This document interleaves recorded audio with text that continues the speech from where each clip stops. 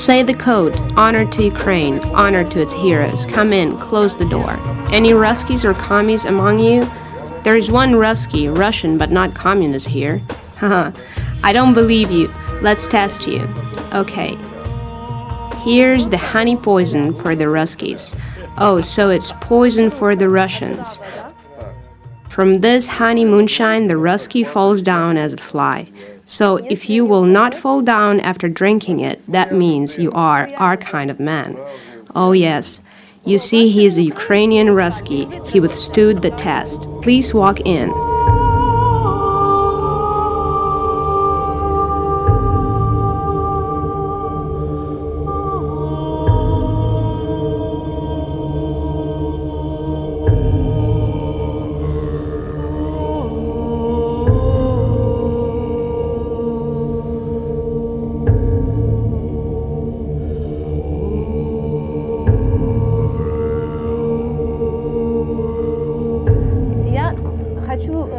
I would like to ask you to try to create something original because the name of the program is The Culture Shock, and each of the participants in this show draws something. And it doesn't matter if you're an artist or not, because we all are artists deep in our souls, like children. For you, I selected this material. It's charcoal, and it is connected to your art show, which will be visited tomorrow. This show features burning cosmic spheres, and this charcoal is almost as piece of such burning sphere. So we will be talking, and you can just continue to draw. Fine. Honor to Ukraine, honor to its heroes. Are there any Ruskies, commies, or traitors among you? There are no commies, but there is one Russian here. Wow, there is a Russian among you? In that case, I can offer you only a choice of 2 drinks to choose from. Russian intestines or death to Marxist? For me, death to Marxist. Well, it's intestines for me, I guess. My name is John. I will be your waiter today. So go ahead and try Death to Marxism. I guess this name is dear to you, isn't it? Not all is so easy, of course. But you too had your own secret bunker. Thus, it is not at all accidental that we are meeting here. You too had your own conspiracy story. You had a so-called wolf's ticket, enemy of the people, political refugee form. Tell us more about it. Well, by education and first profession, I'm a theater director. I finished Shukin's Academy in Moscow, worked in different theaters, but all ended up one day when I was called to appear in the renowned 3-letter word organization, KGB, where I was told, well, you of course understand, dear Igor Nikolaevich, that you will no longer be a director, and that you will no longer work in our theaters, And in my case, it wasn't as bad, since I was supposedly fired according to my own will.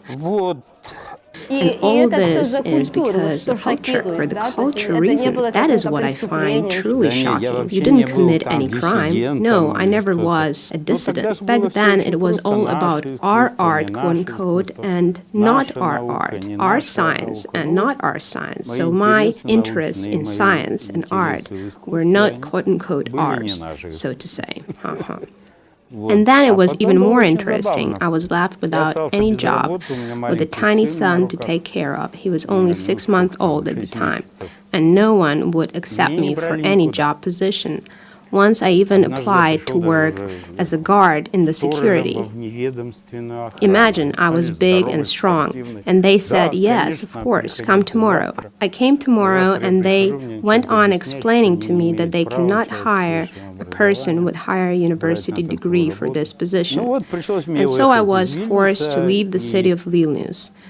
And I had to figure out how to survive. I even created a new profession called intellectual prostitute. Oh, yes? And how was it? How did it work? 10 rubles, coffee, and a sandwich as a payment. Each evening, I was answering for 3 hours to any questions, be it philosophy, psychology. At the end of the evening, I received an envelope with 10 rubles in it, and that's how I supported my family. What else were you forced to do during those days? Well, later I got lucky. They hired me in the field of sports. So from the field of arts, you went into the field of sports. Yes, they hired me as a trainer, psychologist, and physical therapist. I did massages. Good thing that I knew how to do it all, since in my youth I too was in sports. And so I worked.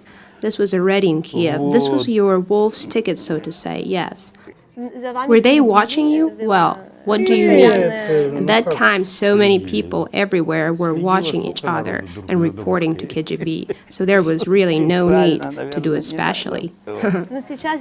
Well, now it all seems to us as the fable, while you truly lived it.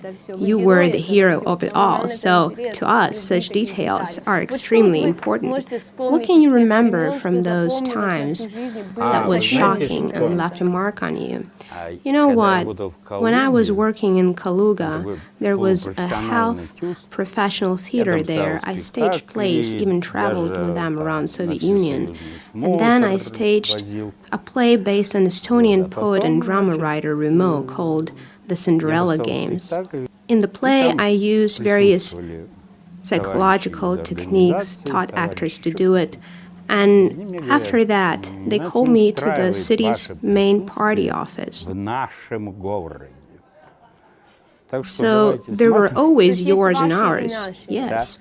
So get out while we talk nice, or if you don't like something, we can arrange a meeting for you with a psychiatrist. So they didn't even make a hint. It was open text message, yes. There was a KGB guy among them from the old party generation of Stalinists. He said to me, "It's pity that now is not 1937. I would have put you against the wall and shoot you down as a dog." He couldn't get over old habits of putting people to the wall. Of course he couldn't. And so they wanted to put you straight into the psychiatric asylum. Yep. And so I left the city and went to Moscow. There I still had good contacts in the theater field. So I met with this woman from the theater, and I'm telling her about all this story. She calms me down, tells me that we will get the attention of the media and so on, and then I tell her that they told me that they can arrange a consultation with the psychiatrist for me. And at that first time in my life, did I see a face of a grown-up woman turn white as paper, because all whom party didn't want were sent to the Kaluga Regional Psychiatric Asylum, and she knew it. They were treated there, so to say, so that even when you were not ill, they will make you ill, and you'll come out a cripple. Yes, it was easy. See, back then, for culture alone, they placed people in the psychiatric asylum, not criticized or something. And she said, "Go back fast and write a statement that you are leaving the theater, and sign it with yesterday's date." Oh, I have an honorable drink of Marx. Oh, look how the intestines of Russians look. I never saw them before. I'll risk it. So what are we drinking for? How does that Cossack toast goes? Budmo hey, let us be, hey, let us be, and respect thyself because we're worth it. Okay, let's be gay or hey, but not become gay.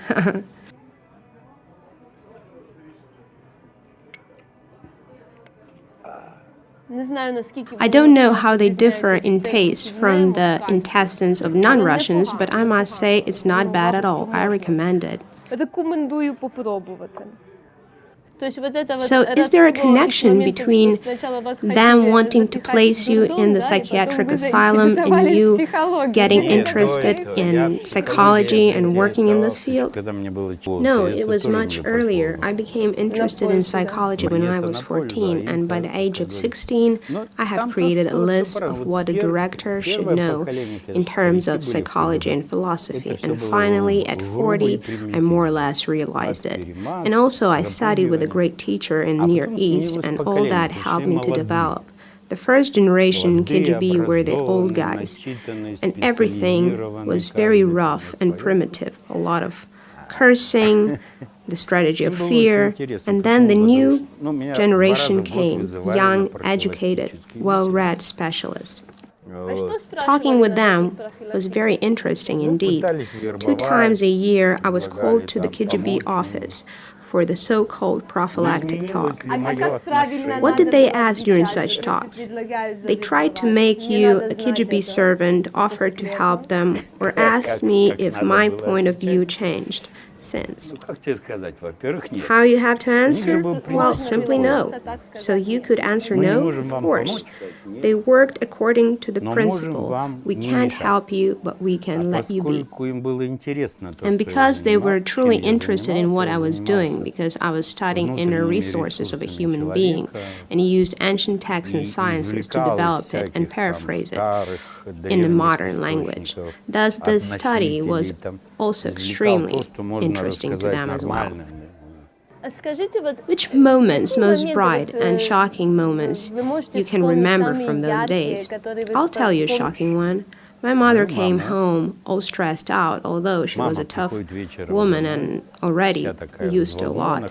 She turned on the water in the bathroom, just like in the movies, so that the conversation would not be heard. She tells me that she met on the street, supposedly by accident, an old friend of my father's who's already in KGB. He was old already, and my father was already dead. And he said, "Tonya, tell Igor immediately to leave the town. We don't have anything serious against him, but someone has organized the negative letters from the workers. We already have received over 100 of them. We will have to arrest him." So people were writing letters against you to KGB? Yes, yes. There were always friends with a hatchet out there. Oh yes, indeed. And the next day I got on the train and went to the Moscow. I went to Shukin Academy to meet with my favorite professor. In any case, in 1 week time I was in town of Rybinsk, staging a play by Ostrovsky titled "For every wise man there is always just enough simplicity in the world." How ironic. Such a strange coincidence. Later on, my mother was in the trolley and some woman came up to her and said, "So what? Your son finally had enough? He's in prison now?" The mother answered her calmly, "Yes, he's in prison. I'm bringing a parcel for him." Tell me, how did you come to writing? How did you begin to write? Because you began as a director. You see, I already did it secretly in hiding. Well, we are sitting in a secret place in hiding, so I think you can talk about it. Came a certain time, it was in Vilnius, after I read 2 lectures in the society called Knowledge. The lectures were called In Solitude with the World. In fact, the beginning of the first lecture was incredible. The lecture began with the live broadcast of the Voice of America radio. In panic, certain people began to move around in the auditorium. It came out that they were listening to this illegal radio wave as lecture began, and when they turned on all the mics and sound, the broadcast was heard by all. So, the Voice of America became your first lecture. Yes, it was a symbolic breakthrough, I guess. It was a prelude to my lecture.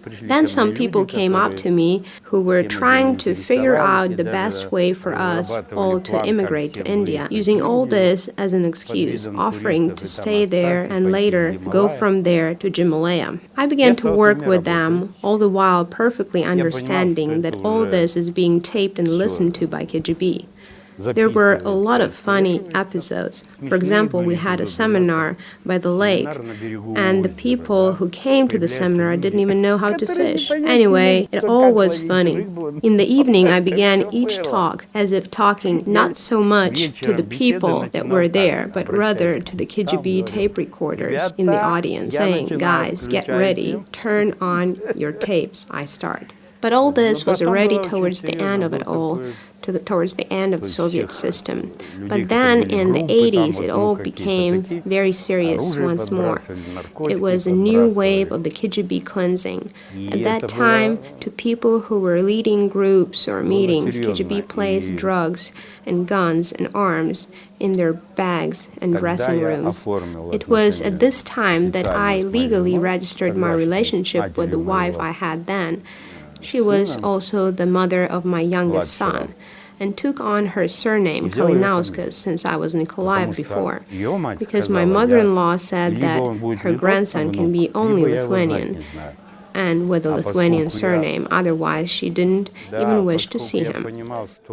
What a patriotism! Guys took notice, even Russian changed his last name to Lithuanian one, turning from Nikolaev to Kalinauskas. Oh yes, even KGB came to the registration of my name. I really like the story which I read once. It stated that in Japan, the writer did so 3 times in a row, starting from 0 each time, and achieving fame 3 times. He was considered a success. I really like this idea. I would have changed my last name one more time, for the 3rd time, but there is such a bureaucracy involved with all the paperwork. Well, you see, you already had a Russian name, then Lithuanian name, so now you must have a Ukrainian or a Greek one just to finish it up. I had an idea of taking Silin as my 3rd surname, since it was my mother's maiden name. But you already use several names. As a writer, you are Kalinauskas, as a director, you are Nikolaev, as a singer, you are Silin, and as an artist, you are Ink. Here, where we are located now, there are many photos around, and a lot of them are of female soldiers from the Liberation War. I would like to know how you would feel if women would be allowed to serve, for example, in Ukrainian army as soldiers. Well, I think if they would serve as contract-based army, that would be good, since there are a lot of women who would want to pride themselves in this field. Well, I think that women can be even more fierce than men, especially on hormonal level. Yes, look at Chechen War. Women snipers were the best by far. There are many women working in the special forces. I served in the army in the Far East, in aviation, and there were women too. I always found it very interesting, since in order to be in charge of the women, a man must be a very fine psychologist.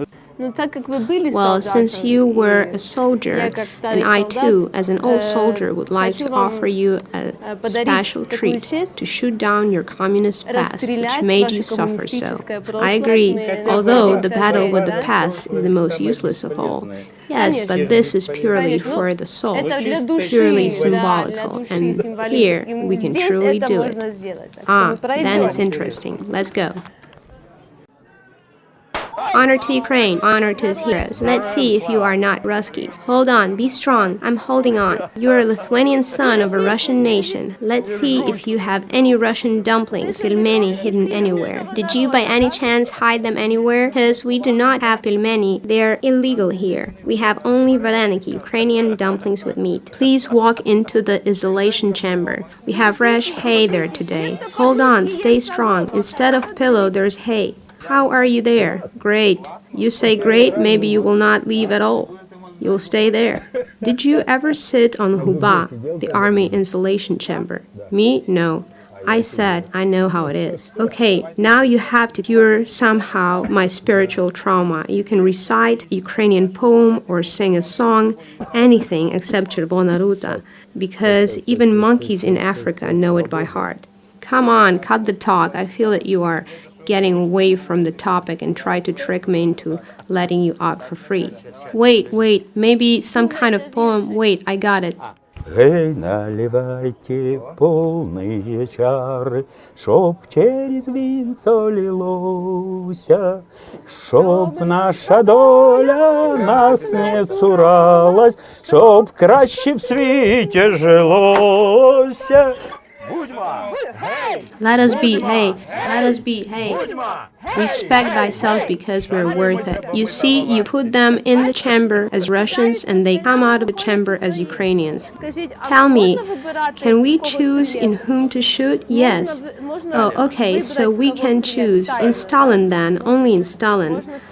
Please put Stalin on, so you see that all the conditions are catered to you. But I will have to change my hat for a military one because I can get shot. It's all serious here. Oh gosh, please help me. I hope I'll survive this one and not get shot in the process.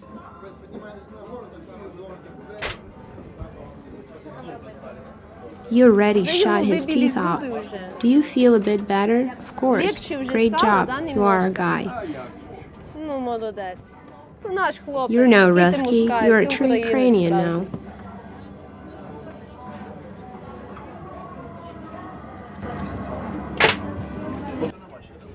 Let's look at your results. You caused deadly wounds. The victim can no longer live. He's dead. This is for you as a souvenir. Wow.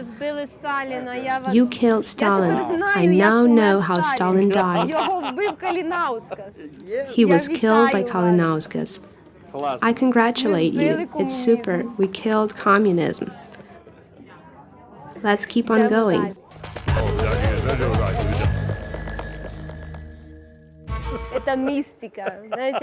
This is mystical. This mystic theme I will continue tomorrow as well, since I'm going to visit the house of Stanislav Lem, a great mystic fantasy writer who lived in Lviv. By the way, I love him very much, and especially his work related to the creation of the psycho-civilization. Unfortunately, it is brief, but it is the theme of psycho-civilization that interests me the most. What would you like me to tell him from you? Tell him that he's great. Okay, so I'll tell him Kalinauskas said that you're great. His book played a great role in my development as a person and a professional.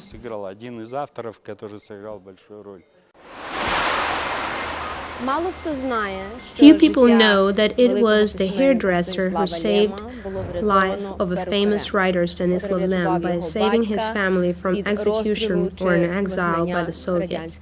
It was exactly at that time that Lem family moved to Lviv.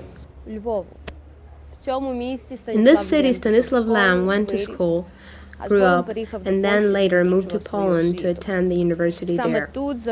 It was here that his fantasy stories began, such as Solaris. I don't know, I guess it's worth asking which Solaris is better, the one shot with George Clooney in the lead role, or the one shot by Tarkovsky. Let's go and see. Lem lived on the third floor.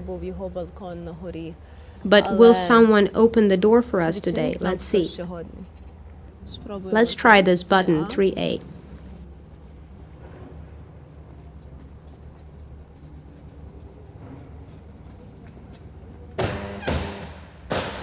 It opened. Wow, it's mystical. Bulgakov's fades away in comparison by the level of mysticism here. So will little Stanislav, little Stan, open the doors for us? Little Stan climbed these very stairs up and down long before the fantasy stories developed in his head.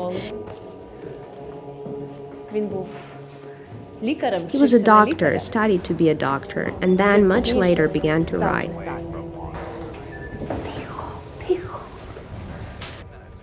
Shh, quiet, look. This is the spirit of the little Stan. Let's go, you'll show me your home.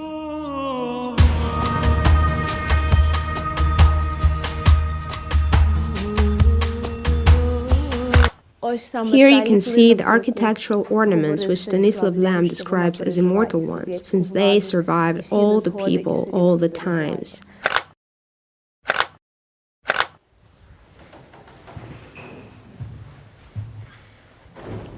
It is truly interesting that Stanislav Lem left this building and moved to Poland. On his place now arrived immigrants from Germany. Some people leave the city, some people come back to it. I guess it's an eternal tide of time.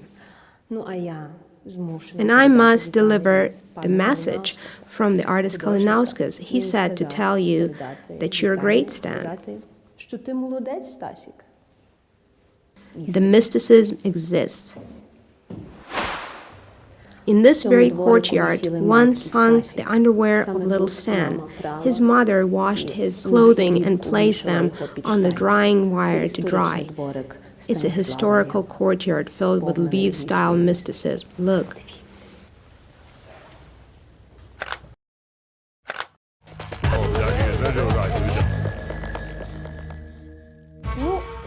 So here we are entering this bunker underground, yes. I'm personally curious since I work with films as the art director and artist, and you work as the director. So what kind of film you would stage in such bunker-like conditions? You know that I didn't really like Gothic films, but you like Stanislav Lem, right? Yes. I would say that I would stage something akin to a psycho-civilization-like thriller. A long time ago, I was a lab rabbit, so to say. I was a certain kind of volunteer destined for experiments. I took part in a number of experiments which dealt with extrasensoric abilities of a human being. It was then that I wrote a script which I called Soviet Rabbits, or Rabbit Soviet style, as a certain dish. And what was this script about? It was based on these very materials, about people with unusual skills and senses. And it was half drama, half adventure style film, with elements of fantasy, because at the end of the film, the heroes who defeated the system are sitting somewhere in Tibet and meditating. And this is the great ending to any script.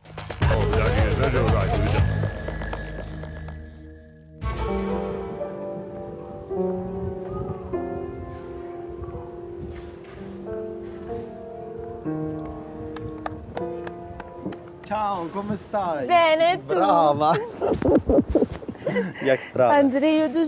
How are things? Oh, Andrew, it's such a pleasure. All is well, thank you. How great to see you again. How lovely that there is a piano in the center of Lviv, where each can feel as a musician. Remember, and it's important to point out, that you are a person originally from the city of Lviv, and you are a representative in the Vatican, representative of Ukraine and this city. But also, I remember that you are connected to the Vatican chorus.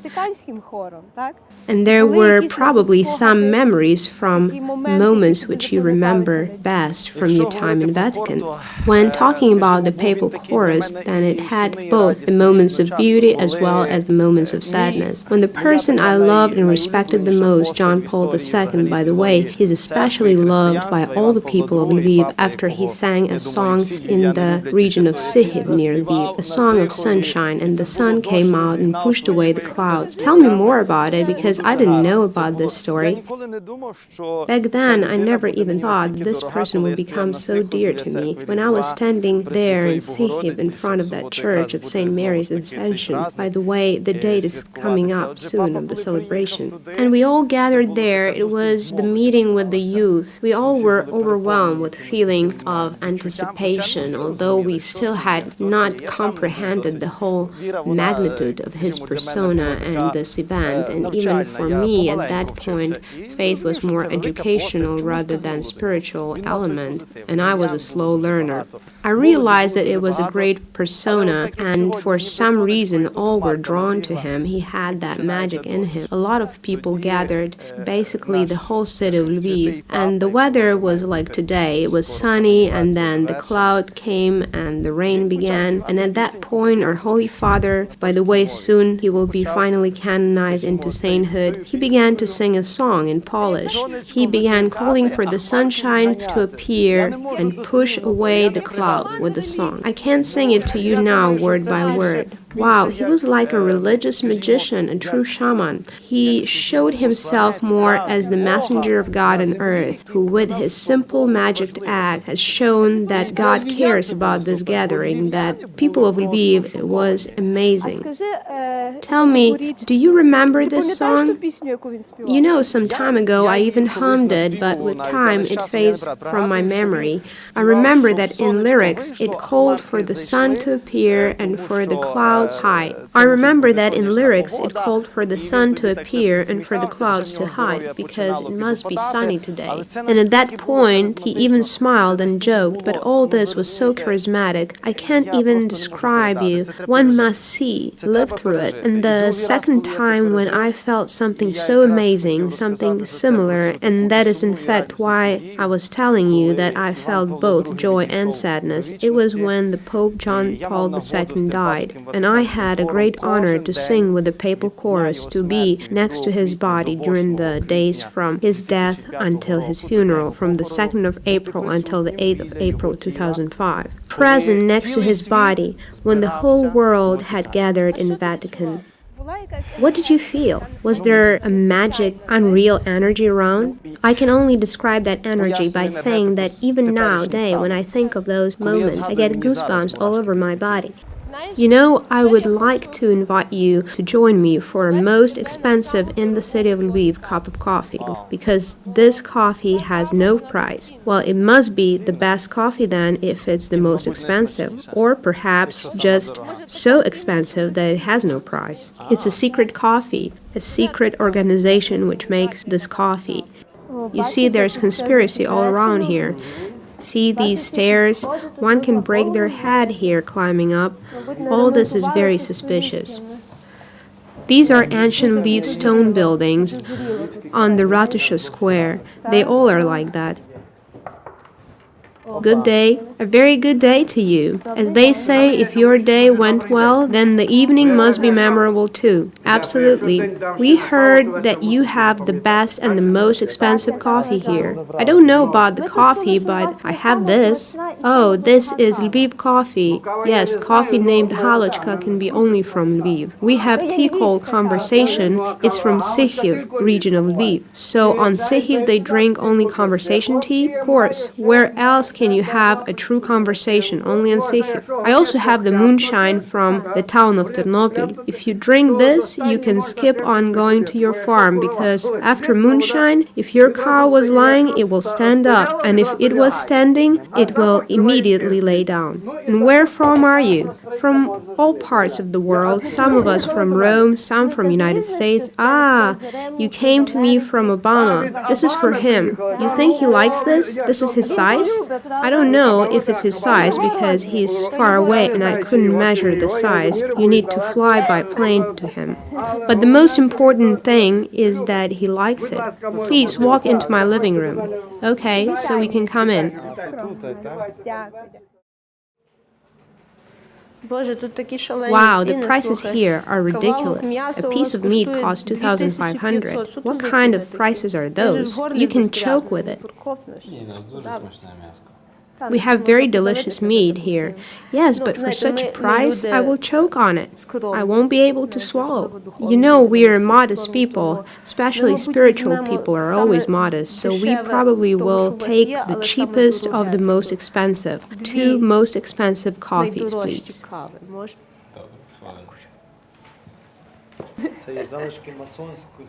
These are remains of the Masons in Lviv, so that people would remember that they existed. In modernity, only the prices remain from them.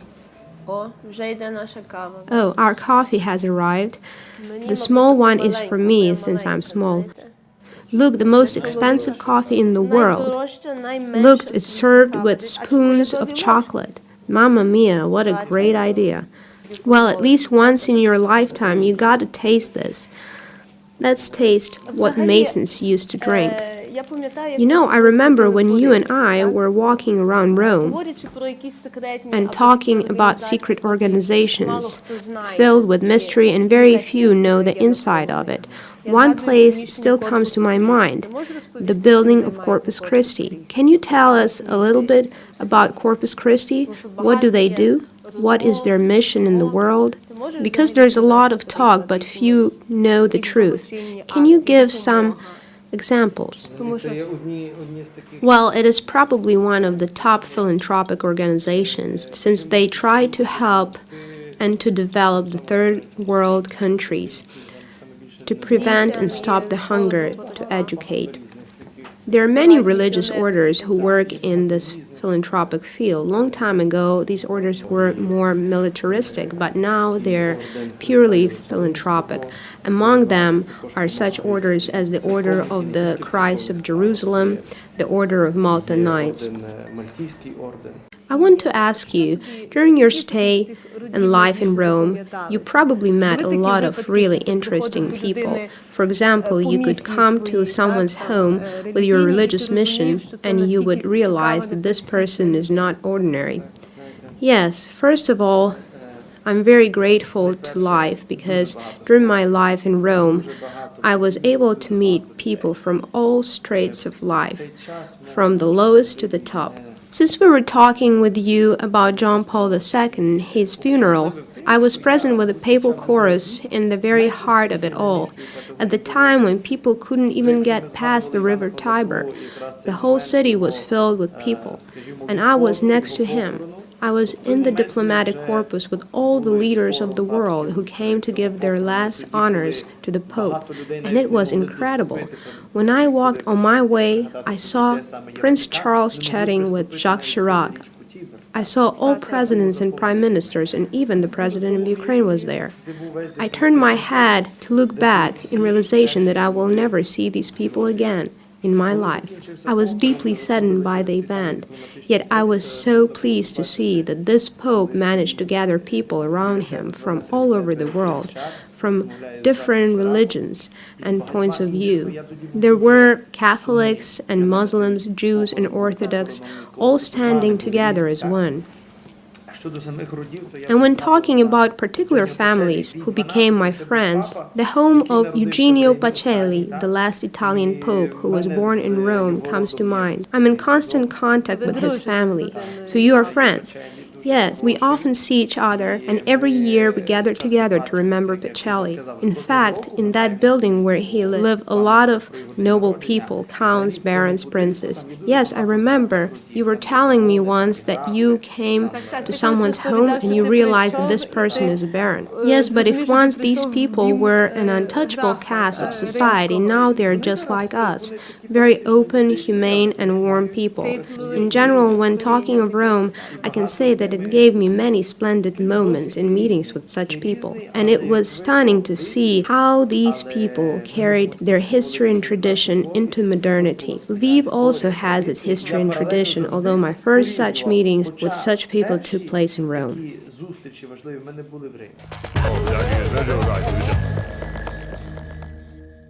It's a great pleasure to see you again. I wanted to take a stroll with you around your city, and as I was waiting for you, I noticed that a Masonic lobby is located right across the street, right opposite of the Parliament. It reminded me of the Da Vinci Code. You know, the Masonic lobby is the most expensive place in town. The prices there are the highest, but they do give discounts up to 90%. I also wanted to ask you, I know that you make a lot of reforms. What kind of other reforms do you plan to do? For example, in California, they have gay parades now, they legalize prostitution in some parts, also legalize certain drugs. No, we are the Christians, so big no. Okay, so no. There are 10 commandments and we stick by them. But when talking about developing social programs in that area, we still have a lot of work to do. Because we are still deeply infected by this virus of communism, and because we still have it, we have to push it out of our psyche and our society. And the only way in which we can get rid of it is by constantly working on thyself and bettering thyself. and through you, other people around you will follow your example.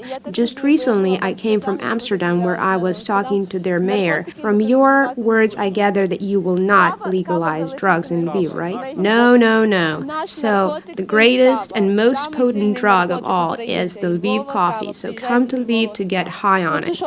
So show the people how they should ride on bikes around the city. Give them a mayor's example. Wow, that bike is kind of small. So the people would know how. How did you make him to get on that bike, man? Huh? You like it, huh? Super.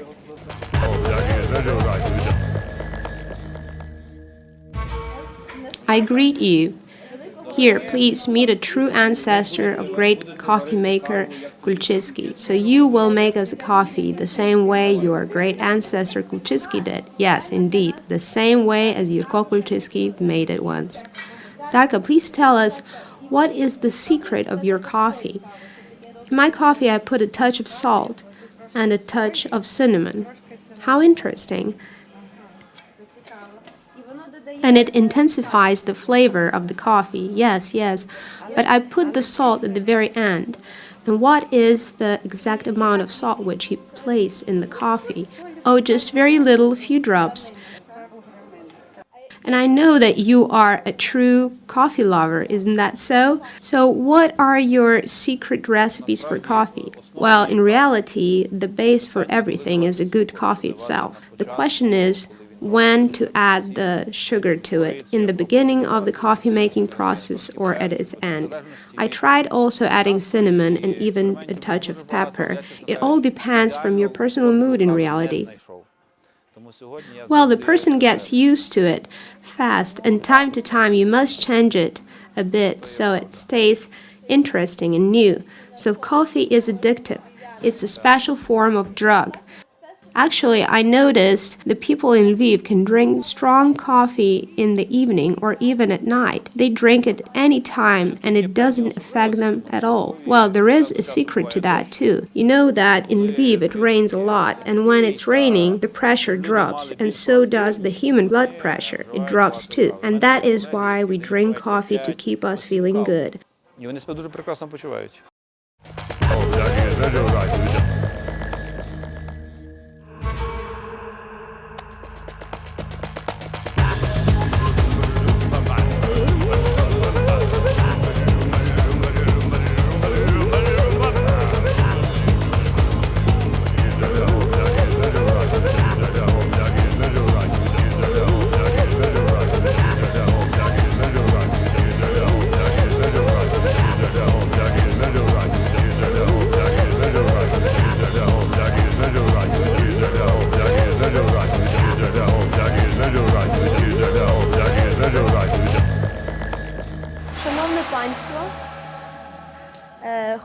Ladies and gentlemen, I greet you in this historical building of the British Club at the show of the artist Igor Kalinauskas. Виставки пана Ігора Калінаускаса.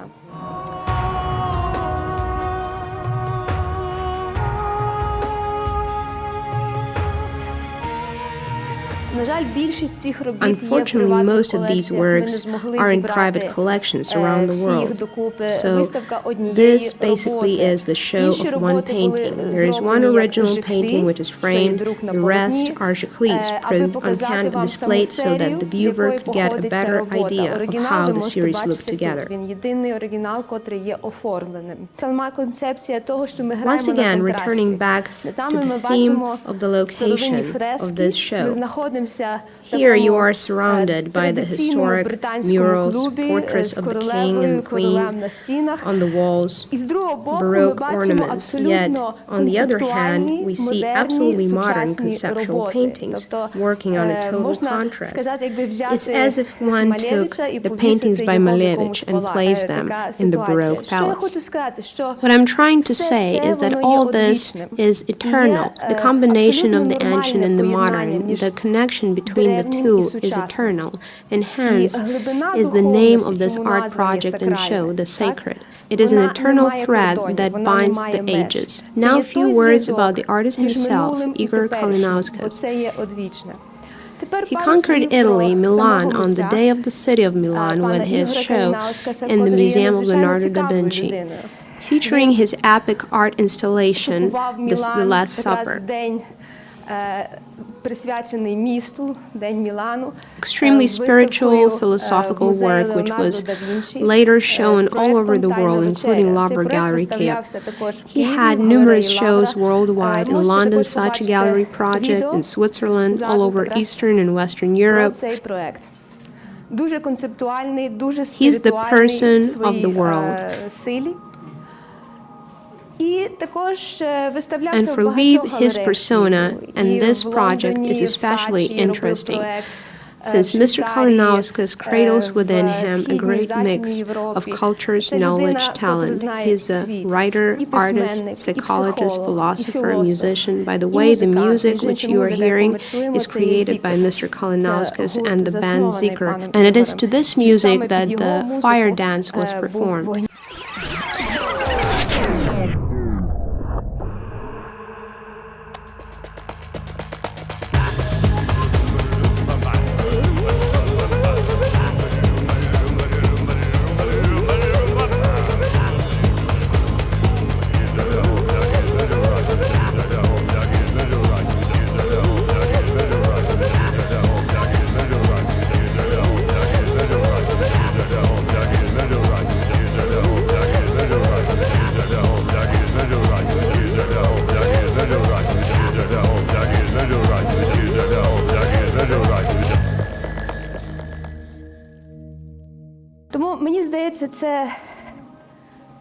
Mr. Kalinauskas is a Renaissance man, a man of many ways, many directions, all working towards one whole, more or less like Leonardo, so perhaps it's no coincidence that this show took place in the Museum of Leonardo.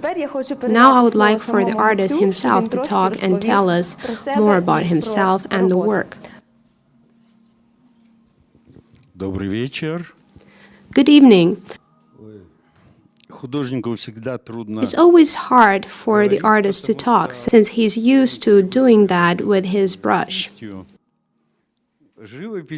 know, music for me is the other side of painting, and painting is the other side of music, and both bring a great pleasure to me.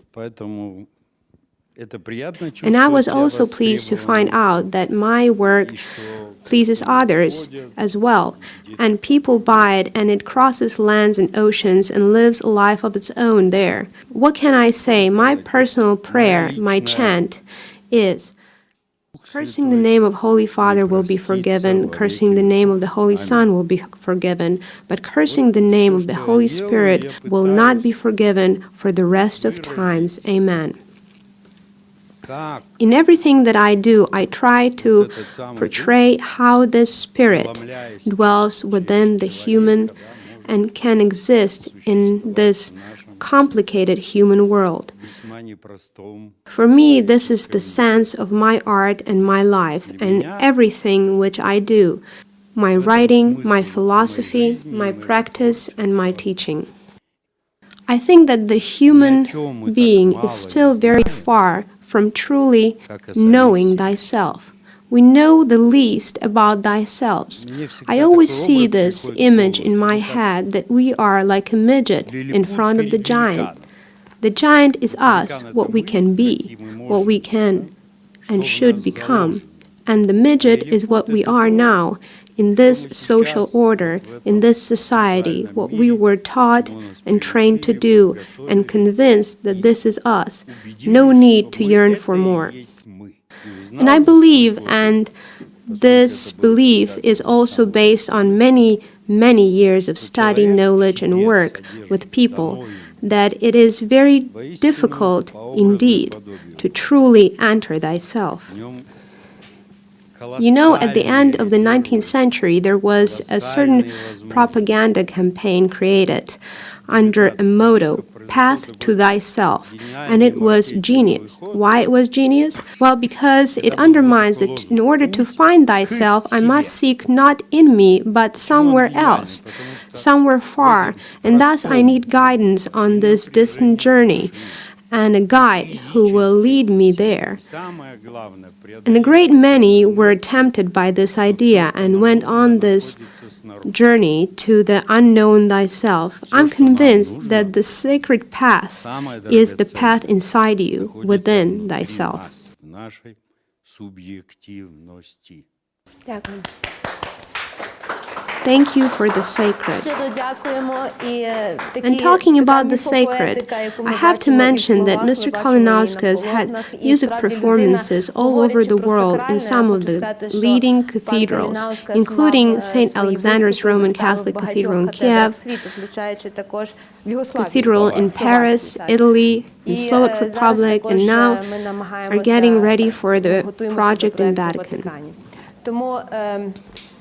So now you have this rare opportunity to talk to Mr. Kalinauskas and see the work. Please enjoy it. Почесну людину тут. Насолоджуйтесь цим. Дуже дякую.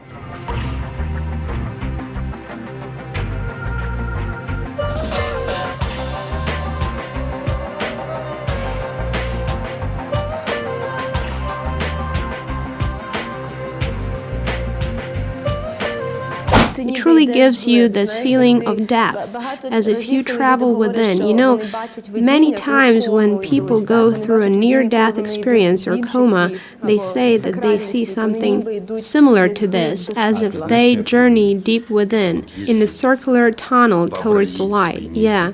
You know what I envision? That if you look at this circular shape as the laser record path, you can truly hear the music, like a CD record, yes. Це правда. Сама назва, сам автор. What is the name of this work? This one, The Depth, and these are called the Wandering Stars. Well, actually, I personally call them the cosmic embryos. In each one of these shapes, there dwells the being of something, the embryo of something great, be it spirit, love, and so on. Енергія. Любові. But the curator which displayed these first was against the name, and thus I named them the Wandering Stars, according to the book by Shalom Aleichem. The original is very powerful, filled with energy. Yes, the originals are always the best.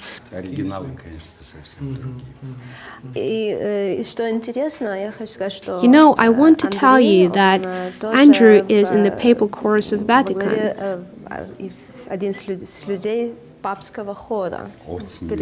Oh, it's my dream to have a concert there. Well, the style of music is a little different. No, it just seems so. You can't even imagine in how many cathedrals we performed all over the world, including all Baltic cathedrals, and always with permission and blessing of their bishop. And each time the bishop listened to our music, we were granted permission to perform. The spirituality of this music is very potent. There is no cathedral in Vilnius except for the state one, where we did not perform, in Paris, in Riga, in St. Peter, in Tallinn, in St. Petersburg, all in the functioning Catholic cathedrals.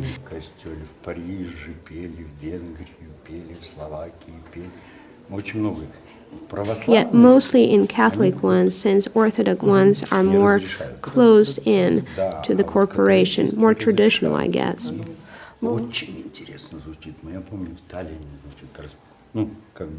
Once in Tallinn, when we were performing in the cathedral there, American tourists came in. They were already late for their plane, yet refused to leave the concert. So much they liked it. You know, it's basically a spiritual polyphony. There is no language, no words. You praise the greater power, the God, with your voice alone. You know, yesterday Andrew was telling me that some of the greatest moments of his life were those where he was near the Pope and in his chorus, since music is an international language. I fully understand him. We too sang all over the world, and no matter where we would perform, someone someone would come up to us after the concert and say, "You sing just like my aunt used to sing in Aziz, Tunis," or "You sing just like we sing in the mountains," or "You sing just like our village." So it's truly international. Once we had a concert in Moscow for the diplomatic corpus, and all the diplomats from all over the world found something of their own ethnic tradition in our voices. You can find these archaic vocal elements in all music traditions, be it Orthodox, Muslim, Hebrew, or Catholics, such as a Gregorian chant. Yes, in Catholic tradition, we use more of a Gregorian chant, and it's different a bit in its nature. So I think our cooperation shall continue, and we will look forward to our next meeting in Rome. We shall see.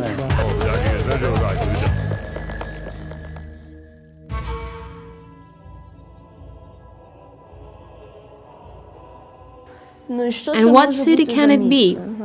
What do you think? Paris. Yes, it must be Paris. Why do you think so? There is a baguette, there is Coco Chanel, croissant, Red Mill, the Eiffel Tower, and there is even my friend Zuzi the dog with baguette and a bottle of wine. Even the French cheese is there, Picasso, Van Gogh, Modigliani, and the famous kiss, of course. So our next meeting is in Paris, and for sure it will culturally shock you.